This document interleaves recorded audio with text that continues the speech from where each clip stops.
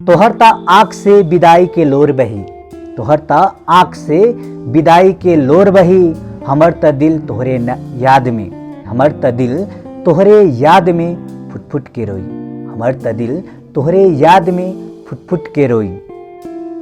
तू त पिया रस पाके हमके भूल जइबू, तू त पिया रस पाके हमके भूल जइबू, नया संसार में नया फूल खिलैबू, नया संसार में नया फूल खिलैबू।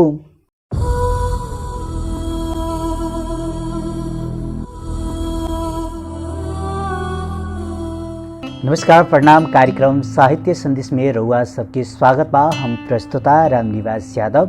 हरेक सप्ताह के जैसन इस सप्ताह भी रउआ सबके खातिर हम कविता लेके उपस्थित हो चुकल बानी और आज के कविता के शीर्षक रहल बा मेहदी रचैबू केकरा नाम के। और कविता के पंक्ति सब ई प्रकार रहल बा। दूसरा के नाम के, दूसरा के नाम के मेहदी रचैबू, दूसरा के नाम के मेहदी रचैबू, 16 श्रृंगार करके, 16 श्रृंगार करके डोली चढ़ जइबू, 16 श्रृंगार करके डोली चढ़ जइबू। का जाने हमरा के छोड़ के, का जाने हमरा के छोड़ के दूसरा से कवन सुख पैबू, का जाने हमरा के छोड़ के दूसरा से कवन सुख पैबू।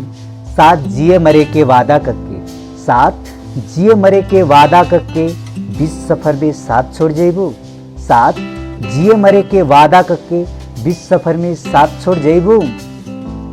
तोहर ता आँख से विदाई के लोर बही, तोहर ता आँख से विदाई के लोर बही, हमर त दिल तोहरे याद में, हमर त दिल तोहरे याद में फुट फुट के रोई, हमर त दिल तोहरे याद में फुट फुट के रोई। तू त पिया रस पाके हमके भूल जइबू, तू त पिया रस पाके हमके भूल जइबू, नया संसार में नया फूल खिलैबू, नया संसार में नया फूल खिलैबू। तू त उजाड़ दिहलू सपना हमार रनिया, तू त उजाड़ दिहलू सपना हमार रनिया, कह दिहलू उजाड़ हमार दुनिया, कह दिहलू उजाड़ हमार दुनिया।